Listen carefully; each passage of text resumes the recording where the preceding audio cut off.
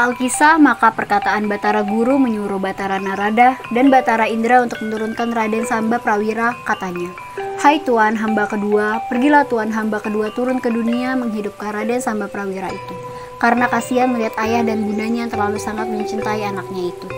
Batara Narada dan Batara Indra langsung segera turun ke dunia untuk menghidupkan Raden Samba Prawira itu setelah mendengar perintah dari Batara Guru. Pada saat itu, mayat Raden Samba Prawira hendak dibakar karena api besar yang sudah menyala. Batara Narada dan Batara Indra datang berdiri di hadapan segala raja-raja. Maharaja Dharmawangsa dan Arjuna melihat dan mendapatkan Batara Narada dan Batara Indra. Raja-raja itu membawa begawan Batara Narada dan Batara Indra ke mayat Raden Samba Prawira. Setelah sampai di sana, Batara Narada dan Batara Indra pun melihat mayat Raden Samba Prawira yang akan dibakar oleh ayahnya Batara Krisna. Ketika Batara Krisna melihat Batara Narada dan Batara Indra itu bersama raja-raja datang melihat mayat Raden Samba Prawira, maka ia pun memberi hormat kepada Batara Narada dan Batara Indra. Batara Krisna bertanya kepada Batara Indra dan Batara Narada.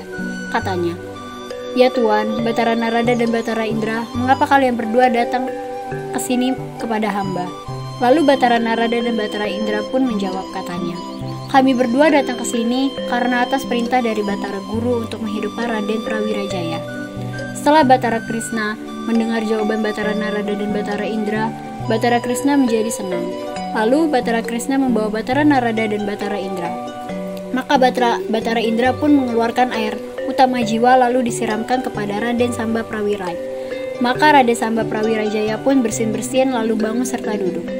Maka ia pun sujud syukur dengan menyembah kaki Batara Narada dan Batara Indra serta ayah Batara Krisna.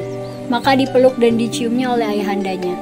Setelah itu, maka ia pun menyembah kaki Maharaja Dharmawangsa, Arjuna, ayahanda Maharaja Bahaladewa, Bima Sri Maharaja Hanuman, Adinda Hantareja, Raden Gatotkaca, Pangeran Purbaya, serta Mamanda, Nakula, dan Sadewa sekalian itu, lalu berpeluk dan bercium-ciuman secara berganti-ganti.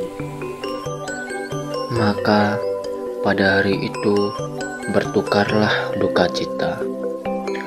Pada ketika itu, segala dewa-dewa kayangan pun turun untuk mencucurkan air mawar dan menghamburkan bunga rampai emas kepada Raden Samba Prawirajaya.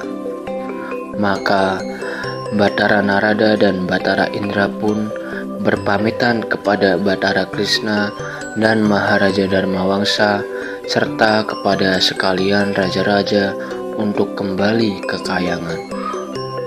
Setelah itu, Batara Krisna menurunkan Dewi Janwanti dan Dewi Tunjung Sari dari atas usungan 7 pangkat itu, sekaligus menyuruh mereka untuk membuang usungan ke dalam laut. Baginda Batara Krisna membawa anak laki-laki dan istri ketiganya itu diiringi oleh segala dayang-dayangnya dan segala raja-raja sekalian untuk masuk ke dalam kota.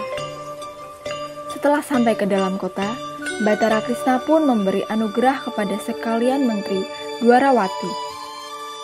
Setelah itu, Batara Krisna pun ke prajuritnya untuk berjaga-jaga selama 40 hari 40 malam lamanya. Setelah itu, Baginda Batara Krisna menyuruh semua raja-raja serta rakyat dan menterinya untuk bersuka cita. Setelah genap 40 hari 40 malam lamanya, maka Baginda Batara Krisna pun menyuruh segala raja-raja untuk menghiasi Raden Samba Prawirajaya, serta Dewi Jembuati dan segala putri-putrinya menghiasi Dewi Janwati dan Dewi Tanjung Sari. Setelah ketiganya sudah berhias, maka naiklah orang ke atas jembatan emas berumbai mutiara.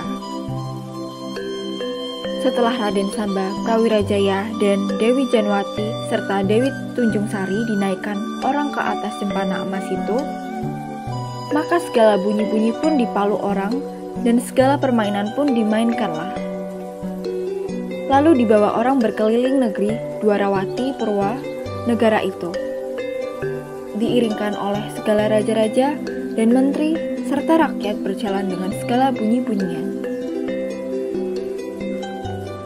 Pangeran Adipati dan Jana Arjuna pun memanahkan panahnya ke udara. Maka tumpahlah hujan air mawar. segala pakaian yang berjalan itu basahlah. Pangeran Purbawa Gatotkaca melontarkan gadanya ke udara. Maka angin lemah lembut akan mengeringkan segala pakaian raja-raja yang berjalan itu. Sri Maharaja Hanuman melontarkan pula panahnya ke udara. Maka emas itu turunlah hujan permata lebat. Maka ramailah segala Dwarawati Purwanegara memungut segala permata yang berbagai warna daripada segala intan dan bidadari.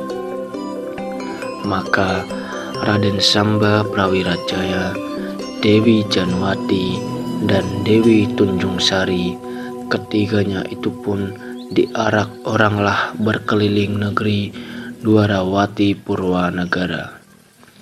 Terlalu ramai dengan segala bunyi-bunyian dan permainan serta segala tempik sorak segala menteri, hulu balang, dan rakyat sekalian. Tiada apalagi yang kedengaran, hanya segala permainan dan segala bunyi-bunyian itu jua. Setelah genaplah 7 hari berkeliling negeri, maka dibawa oranglah masuk ke dalam istana, lalu didudukkan di atas tata kerajaan yang keemasan. Maka Raden Samba Prawirajaya dan Dewi Janwati serta Dewi Tanjung Sari itu pun duduklah ketiga laki istri di atas tata kerajaan itu. Setelah demikian, maka datanglah segala jogi dan segala pendeta mencucurkan narawastu serta sujud 7 kali kepalanya lalu ke tanah. Seraya katanya, "Daulat Tuanku Syah Alam, moga-moga dilanjutkan kiranya oleh Dewata Mulia Raya akan Tuanku menjadi raja besar di dalam dunia ini." Maka segala jogi dan pendeta memuji-muji Raden Samba menjadi raja besar di dalam negeri. Syahadan setelah Raden Samba Prawijaya naik ke raja dalam negeri Dwarawati Purwanegara, maka Batara Krishna keempat laki istri pun naiklah ke atas memeluk dan mencium anakanda laki-laki istri ketiganya itu. Seraya katanya, "Ya anakku Tuan, moga-moga dipelihara oleh Dewa Mulia Raya akan anakanda di atas kerajaan anakku itu." Setelah Maharja Dharmawangsa naik ke atas singsana, memeluk dan mencium Raden Samba Prawirajaya itu, selesai daripada hal yang demikian itu, raja-raja memberi hormat akan Raden Prawirajaya, ketiga laki istri di dalam kerajaannya.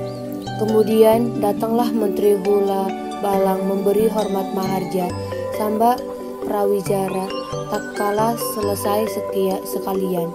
Maka Batara Krishna pun memberi anugerah kepada fakir dan miskin, dan segala jogi, brahmana, dan pendeta sekalian.